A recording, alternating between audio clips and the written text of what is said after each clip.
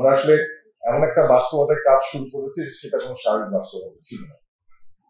প্রথম বিষয় হচ্ছে যে এই 7 কলেজকে যে উপায়ে ঢাকা বিশ্ববিদ্যালয়ে অধিভুক্ত করা হয়েছিল সেটারও কোনো আইনি ভিত্তি ছিল না, এবং ঠিক একইভাবে যে উপায়ে একটা ঘটনার প্রেক্ষিতে 7 কলেজের অধিভুক্তি বাতিলের ঘোষণা দিয়েছে ঢাকা বিশ্ববিদ্যালয় সেটারও আইনি ভিত্তি ছিল না। উদ্ভূত পরিস্থিতিতে আমাদের বিশেষ ব্যবস্থা নিতে হচ্ছে যাতে সারা শহর জুড়ে কোনো ধরনের সংকটময় পরিস্থিতি তৈরি না হয়।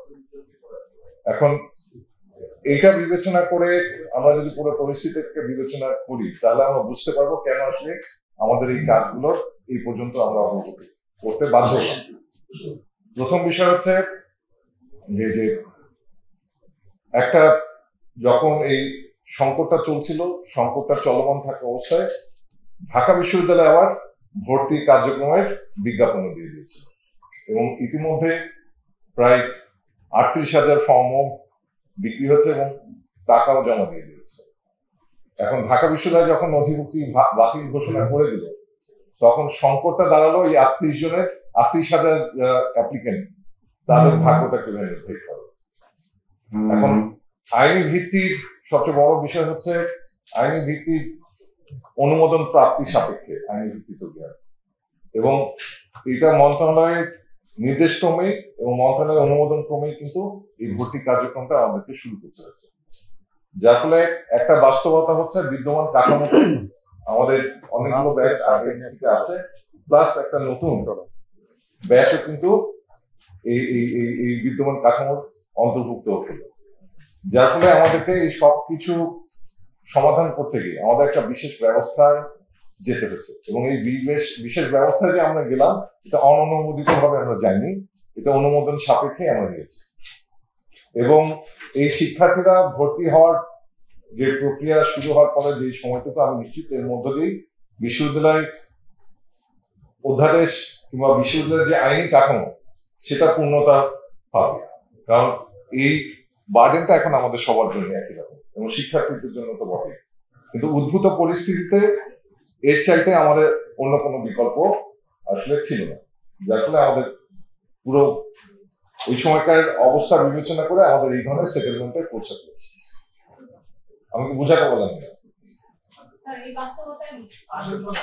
আসন সংখ্যা যেহেতু আমরা কাজগুলো করছি এবং এখনো আমরা কি ধরনের ডিসিপ্লিন রাখবো সেগুলো এখন আলোচনা সাপেক্ষে এবং অবকাঠামো যে আছে সেগুলো আবার রিঅ্যাসেসমেন্ট করার পরে আমরা আসলে এই সংক্রান্ত বিষয়ে সিদ্ধান্ত নেব। কিন্তু এটা নিশ্চিত করতে চাই যেই উপায়ে আগের সময় বিশ্ববিদ্যালয় হয়েছে, যে বিশ্ববিদ্যালয়কে আমি অনেক সময় খেলনা বিশ্ববিদ্যালয় বলছি, বিশেষ করে এখনো 21টা বিশ্ববিদ্যালয় হচ্ছে ভাড়া বাসে পরিচালিত হয় এবং সেই বিশ্ববিদ্যালয়গুলো উচ্চশিক্ষার নামে যে একরকমের যন্ত্রণা তৈরি করেছে সেটা কিন্তু আমরা নিশ্চিত। যার ফলে আমরা কিন্তু ওই একই রকমের যন্ত্রণা তৈরি করতে চাই না, আমরা আসলে ওখান থেকে শিক্ষা নিতে চাই। যার ফলে অবকাঠামোগত প্রস্তুতি যাচাই না করে আমরা হঠাৎ করে কোনো সংখ্যা নির্ধারণ করতে চাই না এবং ডিসিপ্লিনের ক্ষেত্রেও আমরা চাই মোর অ্যাপ্লাই ডিসিপ্লিন সেগুলোকে বিবেচনা নেয় এবং যারা বিশেষজ্ঞ কমিটি থাকবেন এই বিষয়ে কাজ করেন আমি নিশ্চিত তারা এই বিষয়গুলোকে যথেষ্ট বিবেচনায় নিয়ে খুবই যৌক্তিকভাবে তাদের কাজগুলো সম্পন্ন। ভর্তি কার্যক্রমের সাথে এই বিশ্ববিদ্যালয়ের কাঠামো সম্পূর্ণ, এটা হচ্ছে বিদ্যমান কাঠামোতে ভর্তি। এই কাঠামোটা ভিন্ন কাঠামো, যখন বিশ্ববিদ্যালয় পূর্ণাঙ্গ রূপ পাবে তখন এই কাঠামোর আওতাভুক্ত হয়ে যাবে, কিন্তু আপাতত যেহেতু একটা সেশনের স্টুডেন্টরা ভর্তি হয়ে গেছে আমাকে বিদ্যমান কাঠামোতে রেখেই তার শিক্ষা কার্যক্রমটা শেষ করতে হচ্ছে। তারা বিদ্যমান কাঠামোতেই শেষ করবে। এটা অনুষদ ঠিক না, এটা স্কুল ভিত্তিক হবে। একই ধরনের নেচার না, অনুষদ এবং স্কুলের নেচার কিন্তু একরকম না। অনুষদ হলে ডিপার্টমেন্ট থাকতে হয়, কিন্তু আমাদের এখানে কিন্তু কোনো ডিপার্টমেন্ট থাকছে না, আমাদের হচ্ছে ডিসিপ্লিন থাকছে। তেমন একটা স্কুলের অধীনে আমার ধরেন 6টা ডিসিপ্লিন থাকলো এবং ফার্স্ট ইয়ার সেকেন্ড ইয়ারে সবাই একই ধরনের কোর্স পড়বে, নন মেজর কোর্স। এখন নন মেজর কোর্স পড়ে কেউ যদি মনে করে আমি ম্যানেজমেন্টে ভর্তি হয়েছে আমি অ্যাকাউন্টিং এ চলে যাব, কেউ যদি সেকেন্ড ইয়ার শেষ করে মনে করে নন মেজর কোর্স গুলা পড়ে যে আমি একই ধরনের কোর্স পড়লাম ঠিকই কিন্তু আমি অ্যাকাউন্টিং এ ভর্তি হয়েছি কিন্তু আমার ম্যানেজমেন্ট ভালো লাগছে, এখন কিছু শর্ত সাপেক্ষে সে অ্যাকাউন্টিং এ শিফট করতে পারবে কিংবা অ্যাকাউন্টিং এ কেউ ম্যানেজমেন্টে শিফট করতে পারবে। বাট ক্যাম্পাস, এক ক্যাম্পাস থেকে আরেক ক্যাম্পাস, নিজের ক্যাম্পাসের ভেতর। প্রথম বিষয় হচ্ছে কলেজের যে মৌলিক বৈশিষ্ট্য সেই জায়গাতে আমার কোনো পরিবর্তন আছে। কলেজ কলেজের জায়গায় থাকছে, কলেজের শিক্ষকরা কলেজে থাকছেন এবং বিদ্যমান কাঠামোতে কলেজের শিক্ষকরা কিন্তু ওনাদেরকে পাঠদান করছেন। কিন্তু যখন বিশ্ববিদ্যালয় পূর্ণাঙ্গ রূপ পাবে তখন এই বিশ্ববিদ্যালয়ের কাঠামোটা কিন্তু কলেজের কাঠামোর সাথে একীভূত থাকবে না, সেটা একটা সেপারেট কাঠামো হিসেবে কাজ করবে। তখন রিক্রুটমেন্টটাও হবে বিশ্ববিদ্যালয়ের শিক্ষকদের যে যোগ্যতা বলে রিক্রুট করা হয় সেগুলা নির্ধারণ করে রিক্রুট করা হবে। শিক্ষক আমার তো ইন্টারভিউ করা তো বন্ধ হচ্ছে না, আমার তো ইন্টারভিউ থাকছে। তারা তো কলেজে ইন্টারমিডিয়েটের জন্য থাকবেন না, কিসের জন্য থাকবেন এটা উনি কলেজেই থাকছেন, এটা হচ্ছে বিষয়। উনি কিসে থাকবেন এটা মন্ত্রণালয়ের সিদ্ধান্ত নেবে। কিন্তু কেউ যদি বিশ্ববিদ্যালয়ে শিক্ষকতা আসতে চান, যারা যোগ্য মানুষ আছেন তারা যে সাধারণ যে প্রক্রিয়া সেই সাধারণ প্রক্রিয়ার মধ্যে বিশ্ববিদ্যালয় কেন পাবেন না? ওনার যে যোগ্যতা নিশ্চিতভাবে পাবেন। যারা আন্দোলন থেকে সরে আসছে না সেটা তো তার নিজস্ব বিষয়, কিন্তু শিক্ষার্থীদের সাথে আমরা কনসালটেশন করেছি, আমরা কিন্তু সমাজের বিভিন্ন পর্যায়ে অংশীদারের সাথে কনসালটেশন করেছি। এখন এর মধ্য থেকে কারো সম্মতি নাও থাকতে পারে, কিন্তু আমরা যদি বৃহত্তর স্বার্থ চিন্তা করি এবং ইনফ্যাক্ট তিতুমির কলেজে যে স্থানিক বৈশিষ্ট্যকে, এবং আমরা যখন ক্যাম্পাস গুলোকে ভাগ করেছি স্কুলে, আমরা কিন্তু স্থানিক বৈশিষ্ট্য বিবেচনায় নিয়েছি, যেহেতু তিতুমির কর্পোরেট এরিয়াতে, এবং আমরা কিন্তু ওই বিবেচনা করি।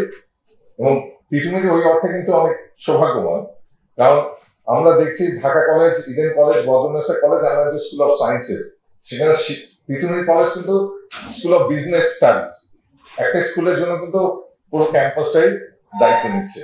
তাহলে সেই অর্থে এটা তো বিশ্ববিদ্যালয়ের চাইতে তো কোনো অংশেই কম কিছু না, বরং এই বিশ্ববিদ্যালয়ে আমি মনে করি বাংলাদেশে একটা নতুন উদাহরণ তৈরি করছে। এবং এই উদাহরণটা হচ্ছে যে বিশেষ করে আমাদের যে সনাতনী বিশ্ববিদ্যালয়ের কাঠামো, সেই জায়গায় যে নতুন কোনো কাঠামো অনেক বেশি, বিশেষ করে রিসোর্স এবং এক্সপেন্ডিচার যদি বিবেচনা করি, সেটাকে আরো যৌক্তিক করার জন্য এই ধরনের কাঠামো যে অনেক ফলপ্রসূ হতে পারে, আমার ধারণা এই বিশ্ববিদ্যালয় সেই উদাহরণটা তৈরি করবে। সেই ক্ষেত্রে এটা নিশ্চয়ই আমি নিশ্চিত যারা চিন্তা করছে তারা হয়তো কি হচ্ছে অনেক ইনফরমেশনই তাদের এখন পর্যন্ত নেই, যার ফলে অনেক ভুল ধারণার মধ্যেও থাকতে পারে। আজকে আলোচনার পর আমি নিশ্চিত তাদের হয়তোবা এই যেখানে তথ্যের ঘাটতিগুলো আছে সেই তথ্যের ঘাটতিগুলো থাকবে না, এবং তারাও নিশ্চয়ই পুরো প্রক্রিয়াটাকে সমর্থন দেবে নিয়ে এসেছে। অলরেডি আমরা ভর্তি করেছি বিদ্যমান কাঠামোতে, আমাদের তো বিশ্ববিদ্যালয় প্রতিষ্ঠা করা ছাড়া তো আমাদের বিকল্প কিছু নাই, কিন্তু এটা আমরা ধাপে ধাপে যাচ্ছি। আমরা আগের মতো প্রক্রিয়ায় হঠাৎ করেই কোনো পরিকল্পনাহীন ভাবে করতে চাইছি না।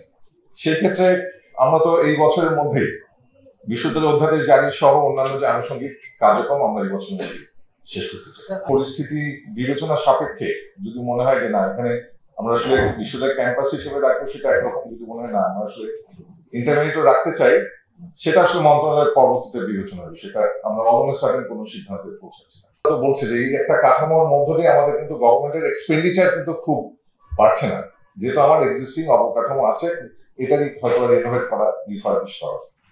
এখন একটা প্রসঙ্গ আসতে পারে যে প্রশাসনিক ব্যবস্থাপনাটা কোথায় থাকবে, সেটা আমরা চেষ্টা করছি সবার জন্য একটা সুবিধাজনক যে অবস্থানে আমরা প্রশাসনিক কাঠামোটা নির্মাণ করছি। এইটা আসলে ডিপেন্ড করছে যে কোন বিষয়টা আসলে সুবিধা, মানে কোনটা আসলে আমাদের সুবিধাজনক সিদ্ধান্ত হয়। এরকম কোনো কনক্রিট সিদ্ধান্ত আমাদের নেই যেটা বাংলা কলেজ হবে নাকি অন্য কলেজ হবে, এটা হচ্ছে সুবিধাজনক অবস্থানটা আমাদেরকে বুঝতে হবে, এটা অ্যাসেসমেন্টের বিষয়। আমরা আবারও বলছি আমরা কোনো কিছু নিয়ে তাড়াহুড়ো যাচ্ছি না, আমরা খুব সুষ্ঠুভাবে এই কার্যক্রমটা নিশ্চিত করতে চাই, যার ফলে এটা আমাদের অ্যাসেসমেন্টের বিষয় আছে, কিন্তু সবার জন্য যেন সুবিধাজনক হয় এমন একটা লোকেশনকে আমরা ঠিক করব। মূল পার্থক্য হচ্ছে কাঠামোগত পার্থক্য। আমাদের বিশ্ববিদ্যালয়গুলো হচ্ছে অনুষদ ভিত্তিক, বিভাগ ভিত্তিক, কিন্তু আমরা এখন যাচ্ছি মোর ইন্টারডিসিপ্লিনারি লার্নিং, এবং এই ইউনিভার্সিটির মোটোই হবে learning through interdisciplinary research and teaching, যার জন্য আমাদের এই যে মেজর এবং মাইনর কোর্সেসের যে আইডিয়াটা আমরা নিচ্ছি যে প্রথম দুটা যে বছরে তার নন মেজর কোর্স করবে, সবার জন্য একই রকম কোর্স থাকবে। থার্ড ইয়ার ফোর্থ ইয়ারে গিয়ে তার স্পেশালাইজেশন, সেটা যে ম্যানেজমেন্টে পড়বে তার জন্য কনসেন্ট্রেশন থাকে ম্যানেজমেন্টের কোর্স, থার্ড ইয়ার ফোর্থ ইয়ারে। আবার কেউ যদি মনে করে যে না আমি অ্যাকাউন্টিং এ ভর্তি হচ্ছি, আমি ম্যানেজমেন্টে পড়বো, সে কিন্তু আবার সেকেন্ড ইয়ারের পরে সিদ্ধান্তটা নিতে পারে। কিছু শর্ত থাকবে, যে অ্যাকাউন্টিং কোর্স যা থাকবে ওখানে তার মার্কসের হওয়ার শর্ত থাকবে, যে অ্যাকাউন্টিং কোর্সে এত মার্কস থাকবে, কেউ যদি মনে করে অ্যাকাউন্টিং এ যাবে ম্যানেজমেন্ট থেকে সে দিতে পারে। ওই ধরনের কিছু শর্ত সাপেক্ষে সে কিন্তু তার ডিসিপ্লিন চেঞ্জ করতে পারবে সেকেন্ড ইয়ারের পরে। তো এই ধরনের ব্যবস্থা আমার কাছে মনে হয় না যে বাংলাদেশের আর কোনো ইউনিভার্সিটিতে আছে। পৃথিবীতে আছে। আমরা তো বললাম যে আমরা অনেকগুলো মডেল যাচাই করার পরে কিন্তু এখনকার এই বাস্তবতাটা খুবই ইউনিক বাস্তবতা। আমরা এই 7 কলেজ নিয়ে যে বাস্তবতায় আছি, পৃথিবীতে আর কোথাও এই ধরনের বাস্তবতা এক্সিস্ট করে না। যার ফলে আমাদের কাছে এর চাইতে ভালো সমাধান দেওয়ার আমার কোনো পয়সা নেই। যদি কেউ দিতে পারে আই অলওয়েজ ওয়েলকাম, কিন্তু এর চাইতে ভালো সমাধানে পৌঁছানোর মতো আমাদের কিছু আসলে নেই।